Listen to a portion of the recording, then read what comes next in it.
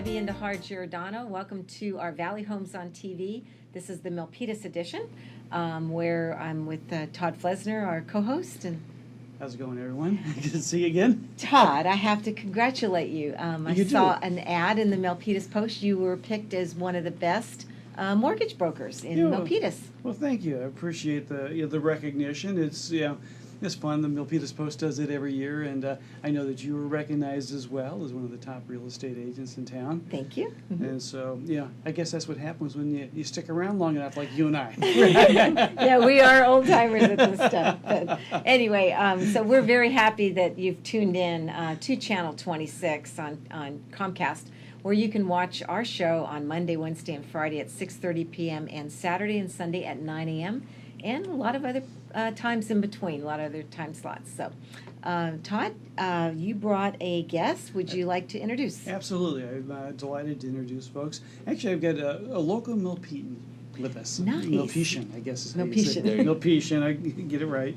That Justin Henry is also a commercial banker, and he works with commercial real estate. Great. So there's a few differences with that, and so Justin, welcome. Thank you. Thanks for having me. Yeah. So we always like to get a chance to know a little bit about folks. I spilled the beans already that you're a local guy, but maybe tell people a little bit about your background, where you grew up, perhaps went to school. Sure. So I grew up in between here, Milpitas, and the Central Valley. I went to school, high school here in Milpitas, and went to college actually at the University of Washington. Live here with my wife, Angela, our son, Austin, and our 2 dogs. So enjoy living in Milpitas. Mm-hmm, mm-hmm. Wonderful. And what keeps you here? What do you like most about living either in Milpitas or the Bay Area? So the interesting things about the Bay Area that I like the most is definitely the diversity. So the diversity, the great food, there's excellent food in the Bay Area, and everyone here generally has a pretty hard work ethic. So we kind of all share that as a common bond. Cool. So you went to school up north, UW, Husky. Yes. Yeah. Was commercial banking a part of that education, or part of what you thought, or how'd you kind of find your way into that line of work? Good question. So I got into banking actually almost by accident. So prior to banking, I was a cook. I envisioned myself as a chef. And, when I thought about myself growing up in my mind and fantasized, I always saw myself in a suit and dressing nice. So I got into banking, just opening mail, and worked myself up into doing commercial lending. And so my education is actually tailored to banking. The University of Washington has a good program where they teach you how to manage a bank through different economic cycles. And that's what I actually completed last August. Okay. So excited for that. Let's talk about your bank, United American Bank. Yes. So what kind of services do they offer? United American is a true community bank, so we are looking at things, only in the Bay Area, really to vitalize the area. We'll do your business lending, commercial lending, and we'll do some residential, but our main focus is business and commercial, where we can really help the city and the community grow. Okay. Okay.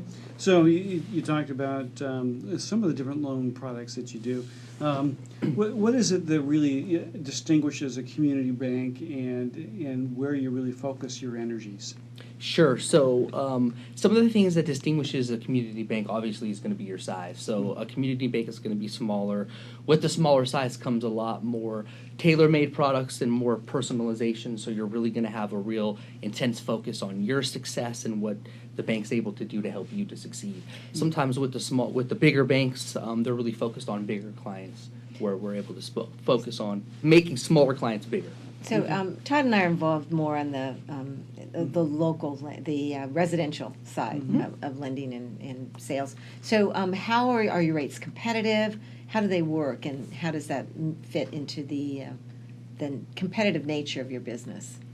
Sure. So with commercial lending, we're all market interest rate driven. So with a community bank or any bank financial institution, you really have to have your finger on the market, on the pulse of the market. Otherwise, you're going to be left in the wind. So if you're not really competitive with your interest rates, you're going to find it really have a difficult time in doing business. So it's kind of part of a bank's business is making sure that we're within market with our interest rates. Okay. So how do commercial loans work as it relates to the fitting with a business and terms and how long those loans go for? Are they similar to like a residential loan, or are they different? That's a great question. Very good question. So they're definitely different than a residential loan. So there's a couple of ways that you can look at a commercial loan. You can look at it in terms of an income-producing property where it's going to be based off of the cash flow, and you can also look at it in terms of owner occupying a building where you're going to look at the business financials. So generally, your terms are going to be shorter. They're shorter because of the fact that they generally carry a little more risk than residential, and so we look at loans, the commercial loans, generally on an annual basis. So we keep the loan term short. That way we can look at them and rewrite them as necessary. So, and I think I looked at your website, so that would be the repayment terms and that customization or something, that formula. So, Yes. so you mentioned maybe income property, but how do you work with the local real estate market? How does that integrate into what you're doing? Good question. So being the fact that we're a community bank and we're really local driven, we really have to have a strong network of referring individuals, people that really are embedded in the market in the community, so they're able to refer those quality deals, and we're able to partner and make sure those happen. So you really have to have an intense focus on working with real estate professionals such as yourself, so we can all partner on exciting projects. Okay. How about the loan decision process? How does that work? Is that in residential financing, some of those things, particularly the conforming loans, are very standardized. Is that the case in commercial lending? Another really good question, Todd. Actually, so He kind of knows what he's doing. He's been through this. Seems like you're getting me where you want me to go. So, very good question. So it's very different than residential. So with residential, you're looking at things and you're doing things kind of to a general set of guidelines. Right.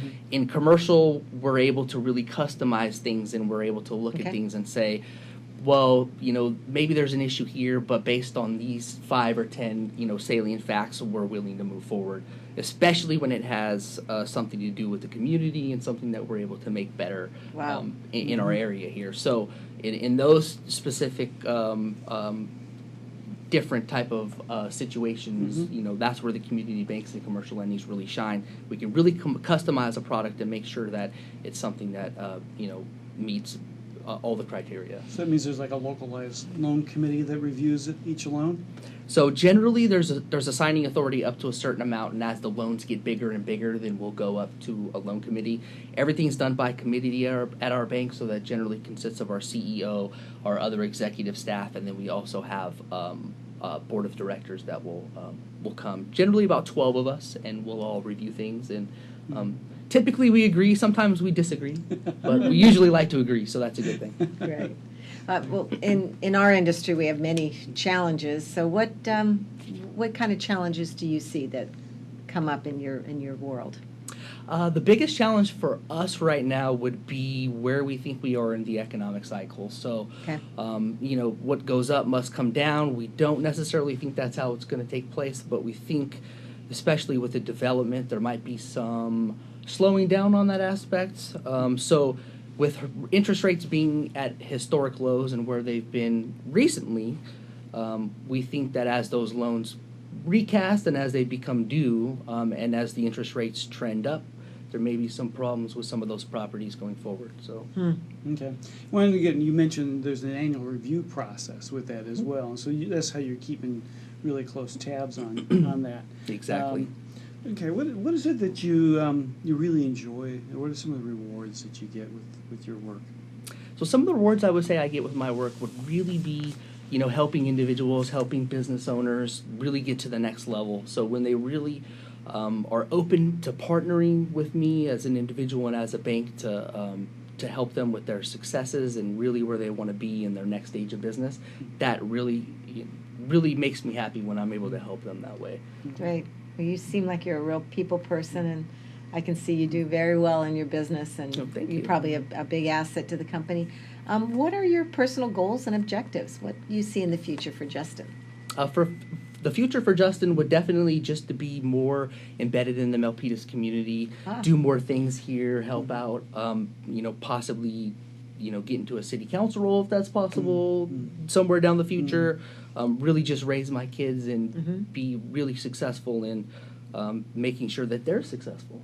Now, Milpitas is a great community to become involved with. It's a great place to raise a family. It is. As you know, your kids go to school Great here schools, locally yeah. as well. Good. We appreciate you coming. What if folks have questions about commercial loans or want to run something past you? How might they get in touch with you? Sure. So they can visit our website. It's www.unitedamericanbank.com. They can find my contact info there, and they can send me an email. I'd be happy to help out in any specific case. All right, terrific. Great. Thank you very much, Justin, for Thank taking you. the time. And Yeah. Thank you for having me. I really Appreciate appreciate it. all right. All right, thanks. Thank you.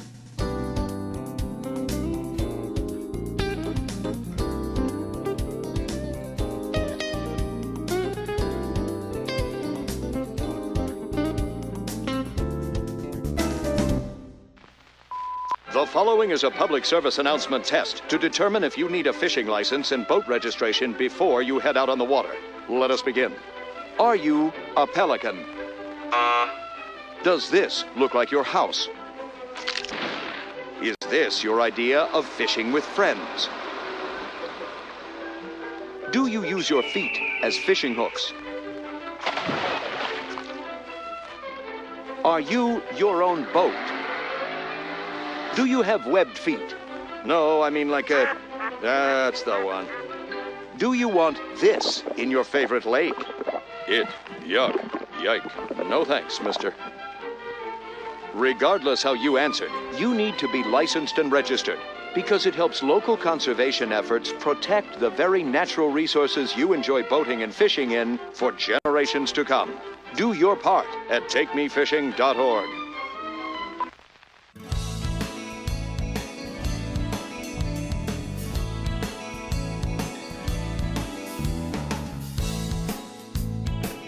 Hello there, everyone.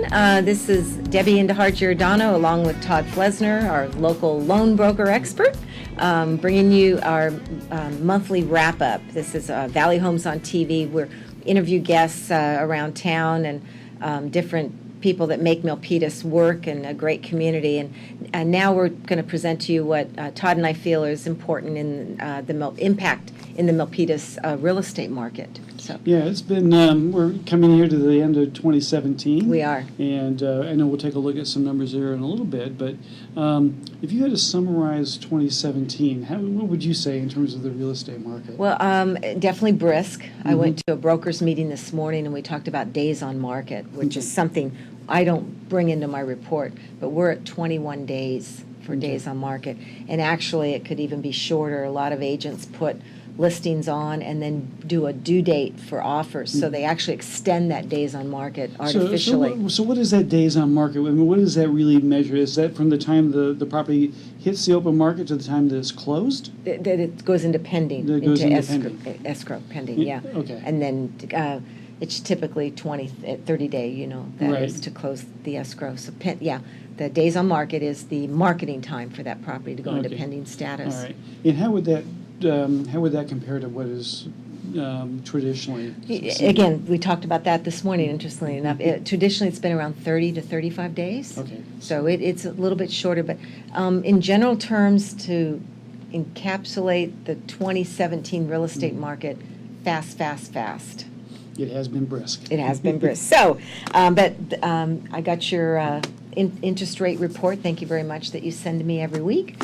So let's start off with, looks like a bump in interest rates. Yeah, a little bit of an increase here recently. And if you watch the Dow Jones, we're at an all-time high. We've been hitting all-time highs here recently.